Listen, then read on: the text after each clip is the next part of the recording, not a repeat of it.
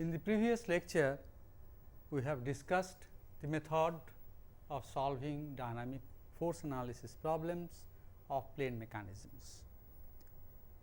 We have seen that dynamic force analysis problems mean that when the complete motion of a system is known, to find out the unknown joint forces in the mechanism and also the externally applied force or moment which causes the system to move in the manner prescribed.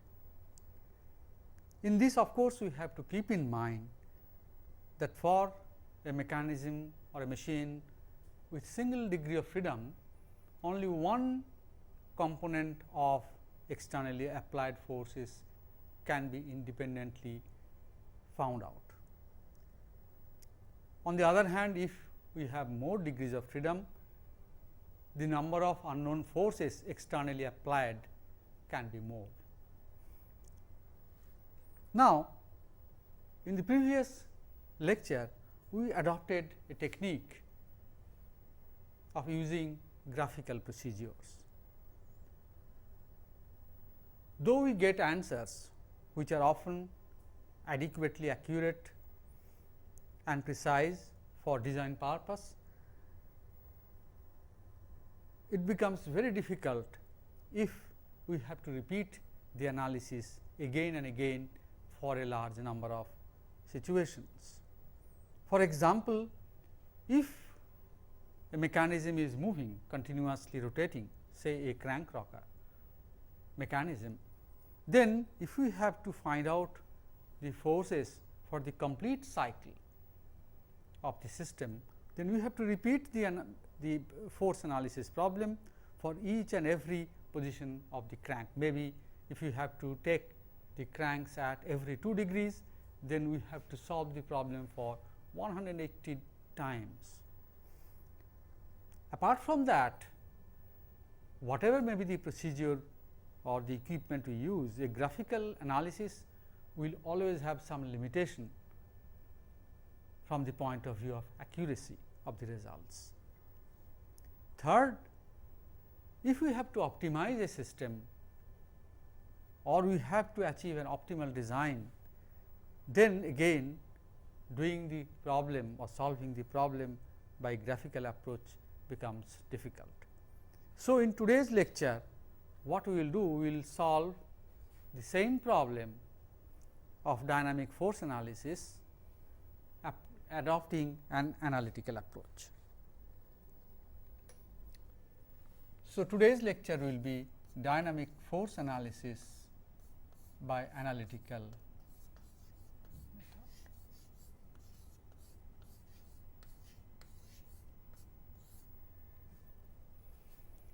In principle, it is the same. We write down the equations of motion of each and every moving link. Since in plane motion, every rigid body will have 2 linear components of accelerations of its center of mass and 1 component of angular acceleration, we will have 3 equations of motion for each such rigid body. So, if there are n number of links, j number of joints,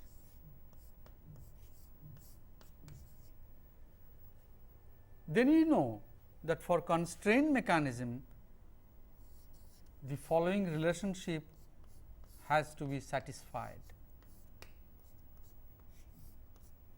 We will take up such simple cases only in this lecture, and our objective will be to find out the unknown joint forces and one unknown externally applied force or moment if the system taken is constrained, that is there is only 1 degree of freedom. Then number of moving links will be n minus 1, and so the number of equations we will get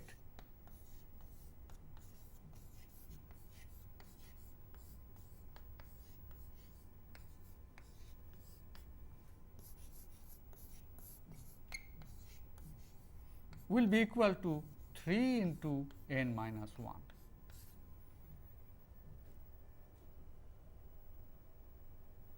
Since each joint will have two components of forces, we will have number of joint forces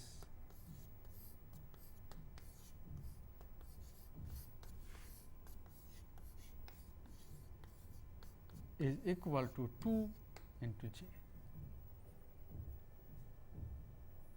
and externally applied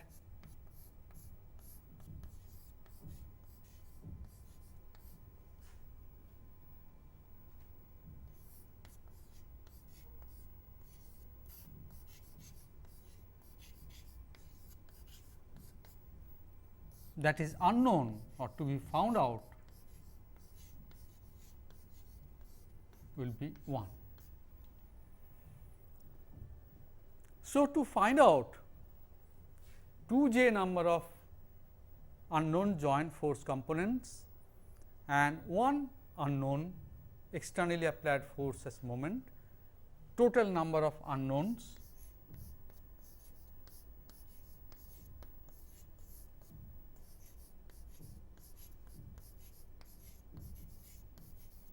will be equal to 2j plus 1.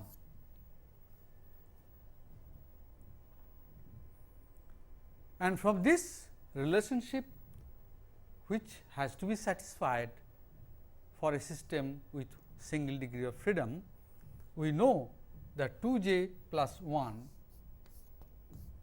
is equal to 3 into n minus 1, that is the number of equations of motion. So, it is very clear that we will have as many equations as there are unknown quantities to be found out, and so the equations can be solved and results can be found out. Now, let us explain the procedure with the help of an example of 4-link mechanism. Let our mechanism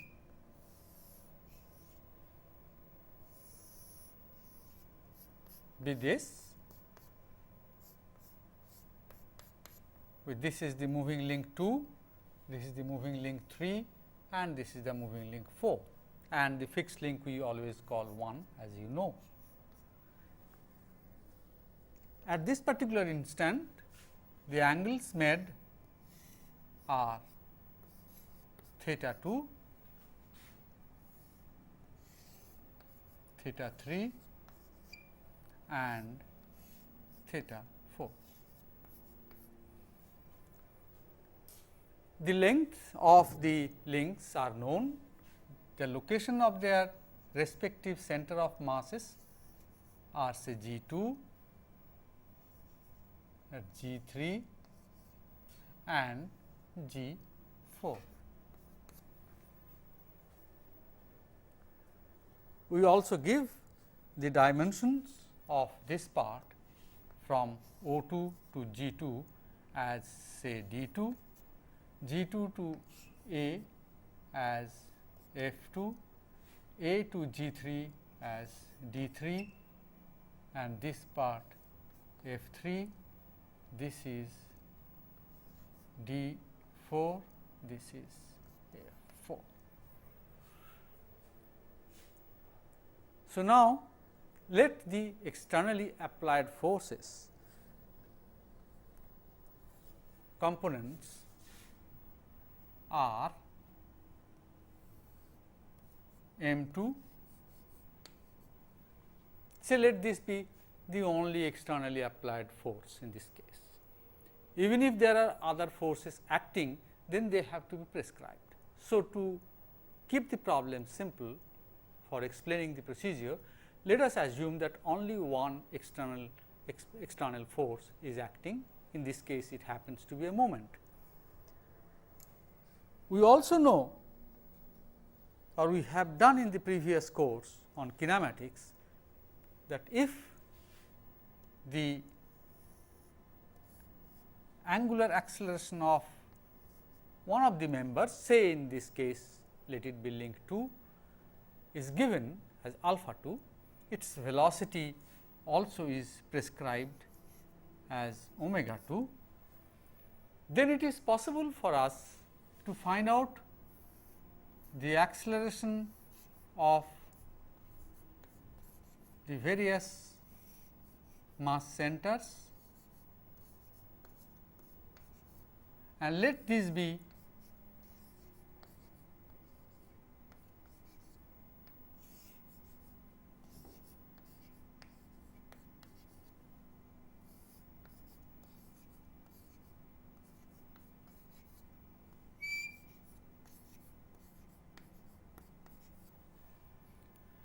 let the acceleration components of the mass centers be a g to x and a g to y.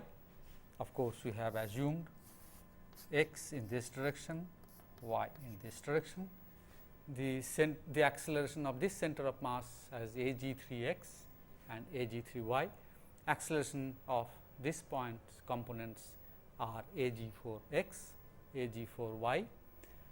Angular acceleration of this is already given, prescribed, and we can find out the angular acceleration of other links.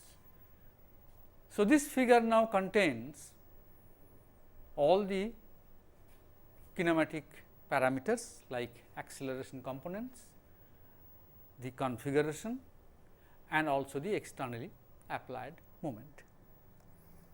Now, we should draw the free body diagram of each and every moving link before we can write down the equations of motion of each of these. So, we next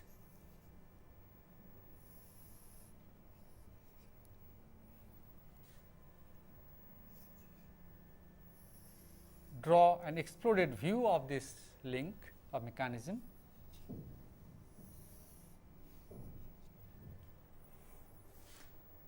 And the joint forces, say this particular joint which connects this link 2 with link 1, the components of forces be P 1 to x and P 1 to y. It means it is the joint force from link 1 on link 2 in the x direction and y direction.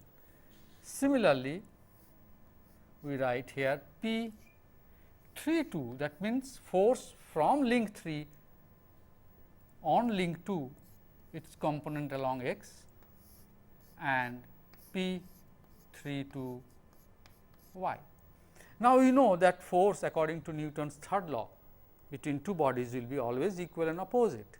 So, whatever force is coming on this link from link 3 at this point, exactly opposite and equal force will act on the other link. So, the force in the x direction at this point will be P 3 to x, but in this opposite direction this will be P 3 to y. Now, similarly, force on link 3 from link 4, it will be P 4 3 x, this is P 4 3 y. You can see always that the first subscript is the body which is applying the force, and second subscript is the body on which the force is acting. So, now on this point again it will be just equal and opposite of the forces acting here.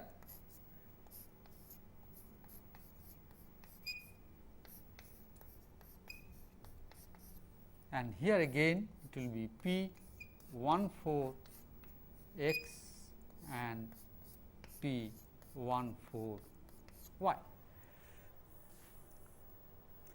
Over and above this, there is one moment acting on link 2, which also we have to find out. So, these are the unknown force components we have to determine. That means, how many are unknowns there? 2 here, 2 here, so 4, 2 here, 6 and 2 here, 8 and 1 m 2. So, now the equation of motion of each member can be written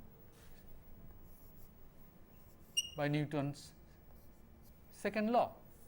So, for the second link in the x direction, total force acting is P 1 2 x plus P 3 2 x,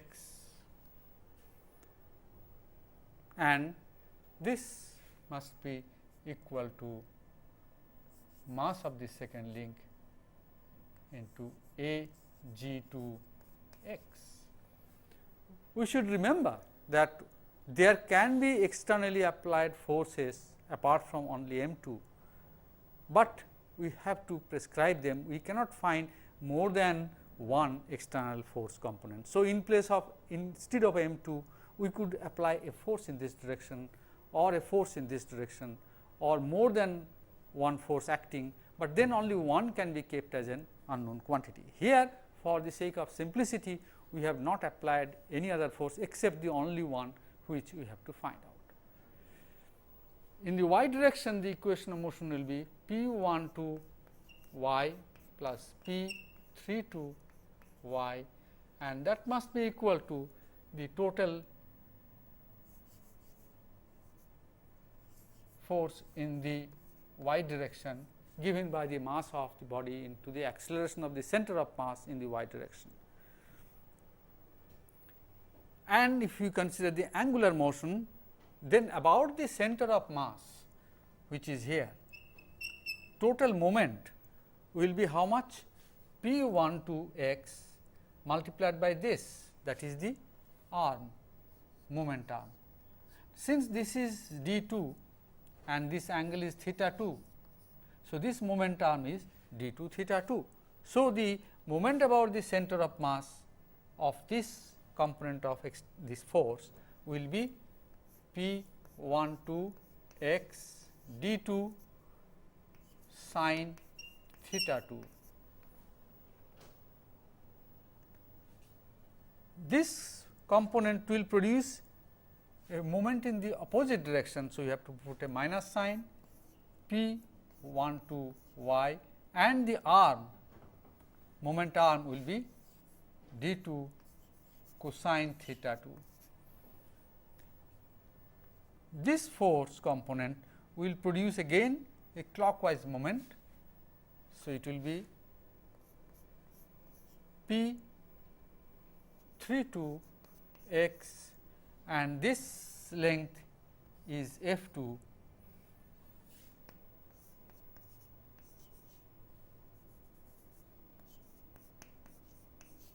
F 2 sin theta 2 is this, and this is also in the clockwise direction. So, it should be minus, but this one is again in the anticlockwise direction, that means the direction in which it is accelerating with angular acceleration alpha 2.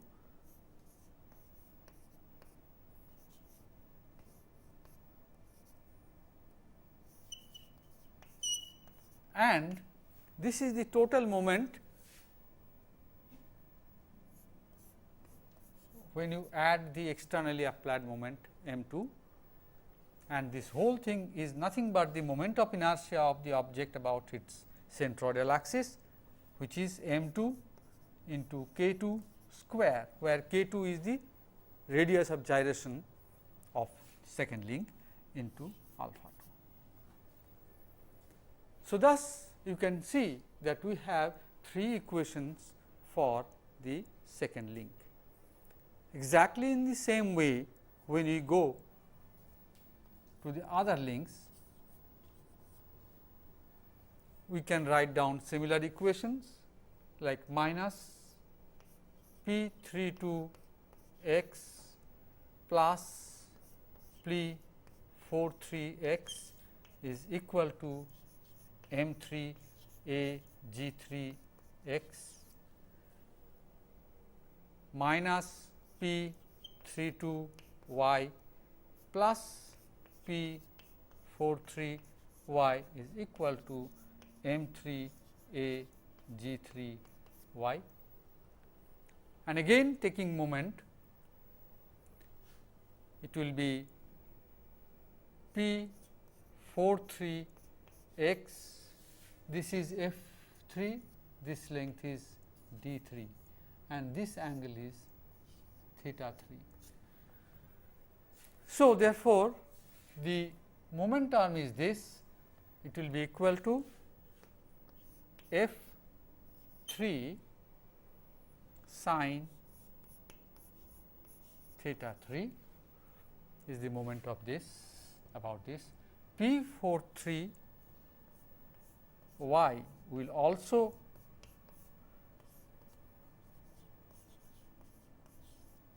apply a moment about this with this as the momentum.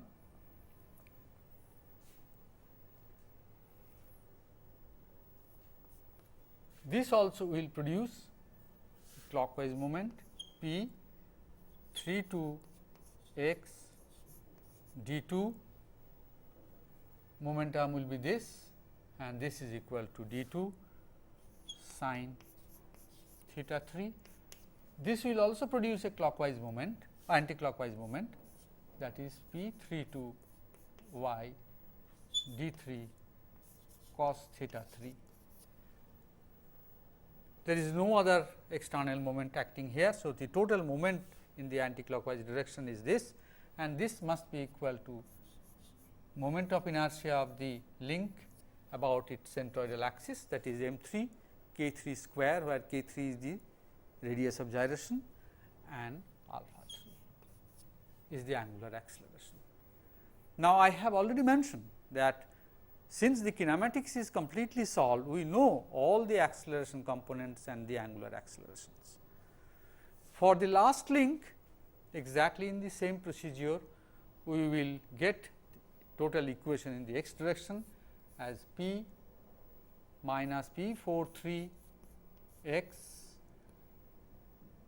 plus P 1 4 x, it must be equal to m 4 a g 4 x. In the y direction, we will have minus P 4 3 y plus P 1 4 y and is equal to m 4 a g 4 y. And similarly, the moment equation will be moment equation, that means the total moment about the center of mass will be minus P 4 3 x, sorry, it will be plus because it will be anticlockwise. So, P 4 3 x into d 4 and moment arm is this much, this is d 4 and this angle is theta 4. So, d 4 sin theta 4. This one will produce a clockwise moment. So, it will be minus P 4 3 y d 4 cosine theta 4. This will produce again an anticlockwise moment, that means a moment in the direction of alpha 3 or alpha 4.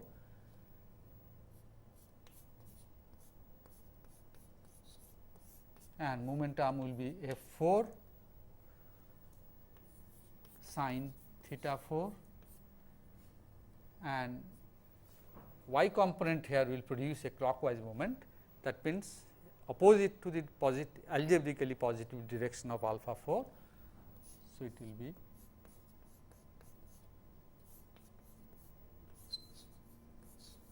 and this represents the total moment acting on link 4 and which has to be equal to moment of inertia, which is m 4 k 4 square into alpha 4.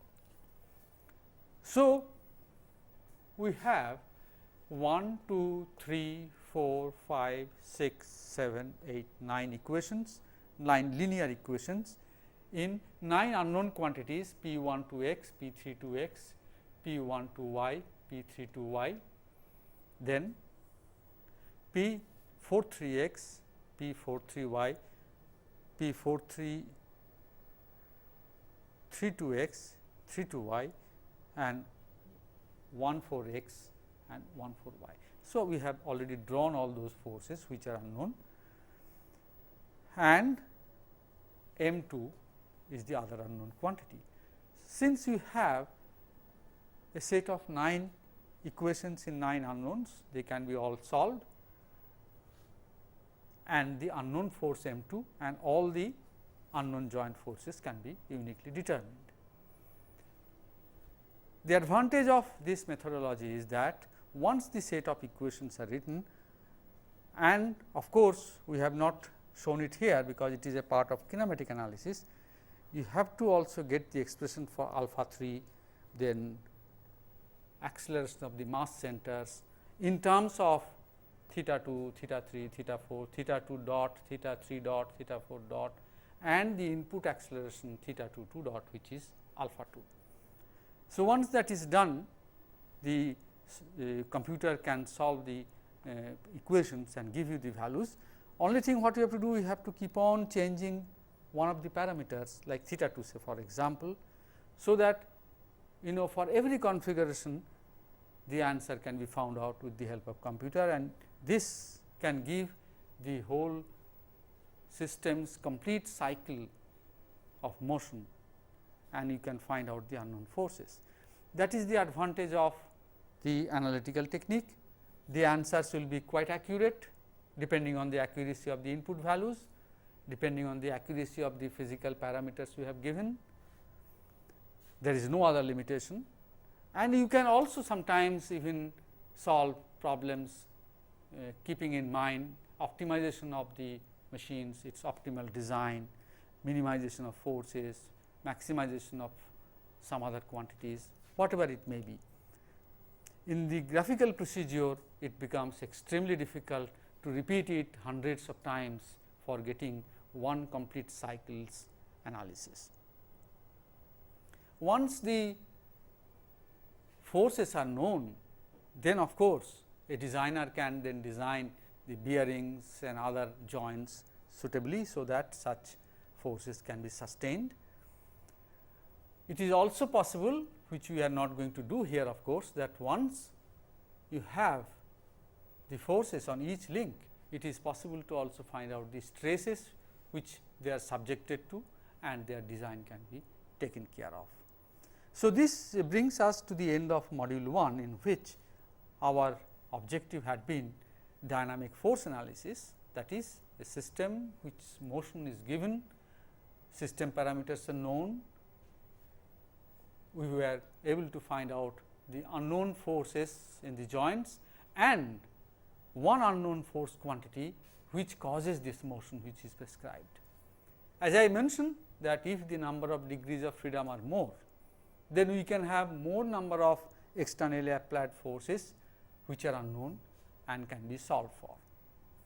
In the next lecture, we will start a new module where we will start studying the motion of rigid bodies in 3 dimension, because we have seen here that the whole system of motion was contained in one plane or parallel planes, and the situation was very simple, but we will see that rigid bodies have many new characteristics and many new properties when we consider the motion to be in 3 dimension.